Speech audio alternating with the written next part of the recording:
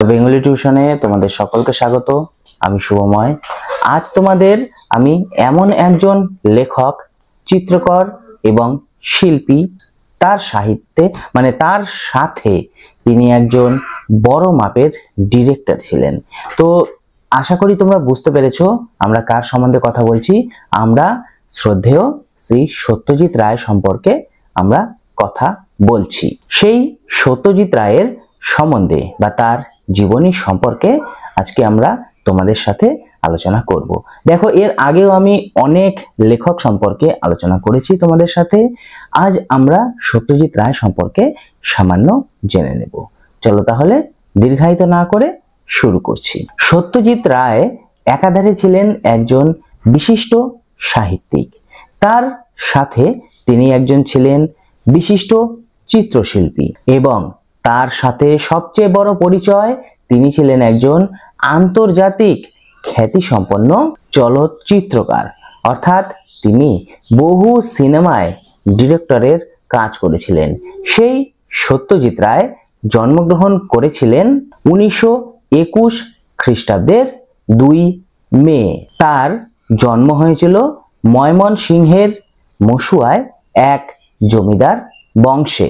তার পিতা ছিলেন আমাদের সকলের পরিচিত ছড়া বা বলতে পারো খেয়াল খুশির যে লেখক ছিল সুকুমার রায়, এবং তার মায়ের নাম ছিল সুপ্রভা দেবী। কলকাতায় আমরা সকলেই জানি রবীন্দ্রনাথের যেখানে জন্ম হয়েছিল সেই জোড়াসাঁকো ঠাকুরবাড়ি, সেই জোড়াসাঁকো ঠাকুরবাড়ি ছিল সাহিত্য নিয়ে আলোচনার একটি ক্ষেত্র। অর্থাৎ সেখানে সাহিত্য আলোচনা হতো বিশেষভাবে, এবং তাছাড়াও সেখানকার যে কালচার, সে ঠিক সেই রকমই কালচার মসুয়ার রায়চৌধুরী পরিবারেও আমরা লক্ষ্য করতে পারি। এই রায়চৌধুরী পরিবারের অবদান বাংলা সাহিত্য ও সংস্কৃতির ক্ষেত্রে যথার্থ। অর্থাৎ এই রায়চৌধুরী বংশের অবদান আমাদের বাংলা সাহিত্যে এক ঐতিহাসিক নাম লিখে থাকবে, বা বলতে পারো এক কথায় খুব সুন্দরভাবে এই পরিবারটি বাংলা সাহিত্যে প্রভাব ফেলেছিল। এই বংশেরই একজন খ্যাতনামা শিল্পী উপেন্দ্রকিশোর রায়চৌধুরী, তিনি ছিলেন একজন শিশু কিশোর সাহিত্যিক। তার সাথে তিনি ছিলেন একজন সঙ্গীতজ্ঞ। এছাড়াও তিনি ছিলেন যন্ত্রকুশলী এবং চলচ্চিত্র শিল্পী। সত্যজিৎ রায় ছিল তারই পৌত্র। মাত্র 2.5 বছর যখন বয়স হয়েছিল, সেই সময়টিতে সত্যজিৎ রায় তার পিতাকে হারিয়েছিলেন। কারণ আমরা সকলেই জানি সুকুমার রায় খুব অল্প বয়সে মারা গিয়েছিল। তো সেই সুকুমার রায়ের মৃত্যুর পর সত্যজিৎ রায় যখন পিতৃহারা হয়েছিলেন, তখন তার মা সুপ্রভা দেবীর সঙ্গে সত্যজিৎ রায় তার মামা বাড়িতে গিয়ে থাকতে শুরু করেছিল। সেখানে থেকে মায়ের কাছেই তার পড়াশোনা আরম্ভ হয়েছিল। সংসারে আর্থিক অভাব অনটনের জন্য এক সময় আমরা সত্যজিৎ রায়ের মাকে দেখেছিলাম বিদ্যাসাগর বাণী ভবন বৃদ্ধাশ্রমে, যে সেলাইয়ের কাজ শেখানো হতো, সেই সেলাইয়ের কাজ তিনি করেছিলেন। সত্যজিৎ রায় অস্কার পুরস্কার পেয়েছিল, এটা তো আমরা সকলেই জানি। সেই অস্কার পুরস্কার বিজয়ী সত্যজিৎ রায় প্রথম ছবি প্রথম সিনেমা কবে দেখেছিল জানো তোমরা সেটা? তিনি 1929 খ্রিস্টাব্দে তার জীবনে প্রথম সিনেমা দেখেছিলেন। সেই সিনেমার নাম ছিল টারজান দ্য এপম্যান। এর আগেও আমরা তখন দেখেছিলাম নির্বাক ছবি হতো, অর্থাৎ সাইলেন্ট ছবি।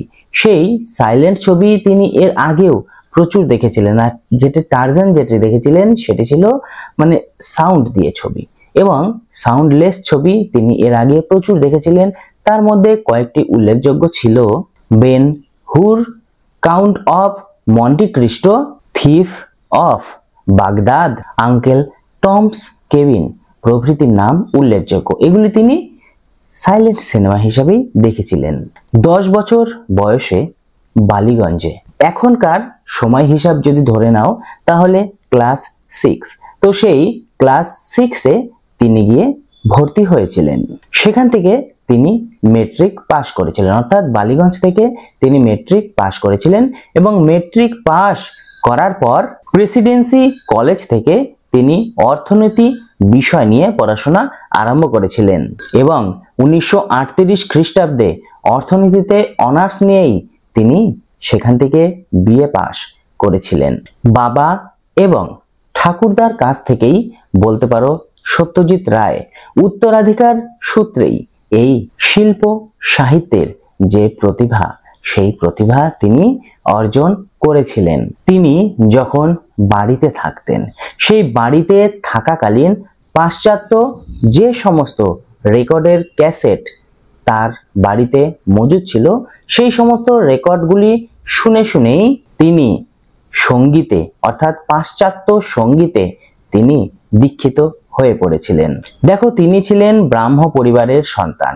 ব্রাহ্ম পরিবারের সন্তান হওয়ার জন্য তিনি ব্রাহ্ম সঙ্গীত, রবীন্দ্রসঙ্গীত এছাড়াও ভারতীয় অন্যান্য বিভিন্ন সঙ্গীতের প্রতি তার আকর্ষণ বৃদ্ধি পেয়েছিল।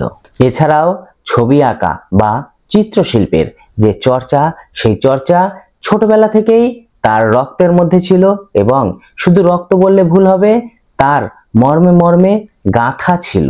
বিএ পাস করার পর এই চিত্রশিল্প নিয়ে তিনি শান্তিনিকেতনে ভর্তি হয়েছিলেন।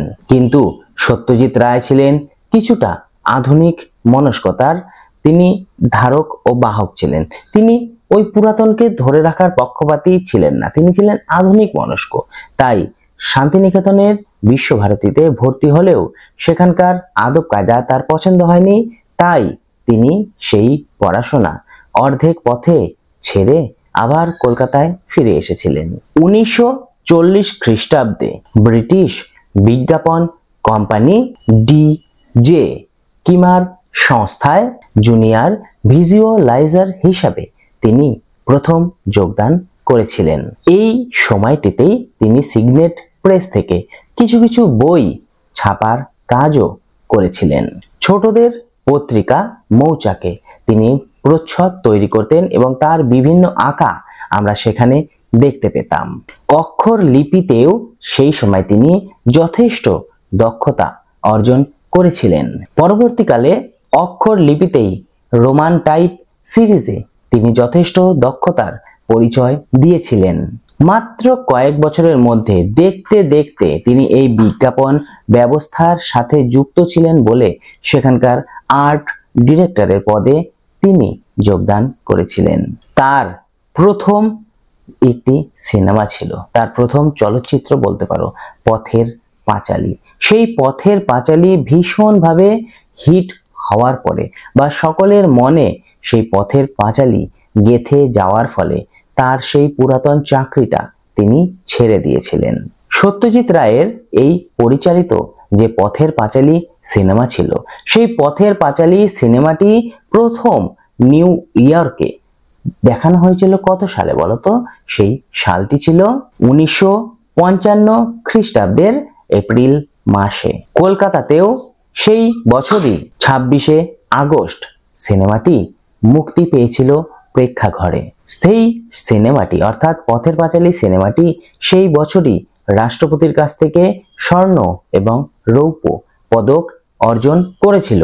এছাড়াও এই সিনেমাটি 1956 খ্রিস্টাব্দে যে ফিল্ম ফেস্টিভ্যাল অনুষ্ঠিত হয়েছিল, সেই ফিল্ম ফেস্টিভ্যালে বেস্ট হিউম্যান ডকুমেন্টস হিসাবে পুরস্কার জিতেছিল। এছাড়াও এই সিনেমাটি তারপরে বিভিন্ন চলচ্চিত্র উৎসবে যোগদান করেছিল এবং সেখান থেকেও প্রচুর পুরস্কার পেয়েছিল। এই সিনেমার পর থেকেই বলা চলে সত্যজিৎ রায়ের সিনেমার জয়যাত্রা শুরু হয়েছিল। তার প্রত্যেকটি সিনেমাই ছিল সুন্দর এবং প্রত্যেকটি সিনেমাতেই সৃজনশীলতার প্রকাশ ঘটেছিল, যা ভারতীয় অন্যান্য কোনো ছবিতে বা অন্যান্য কোনো ডিরেক্টর সেভাবে ফুটিয়ে তুলতে পারেননি। তাই বলা চলে সত্যজিৎ রায় আমাদের বাংলা সিনেমার একটি নতুন অধ্যায় শুরু করেছিলেন।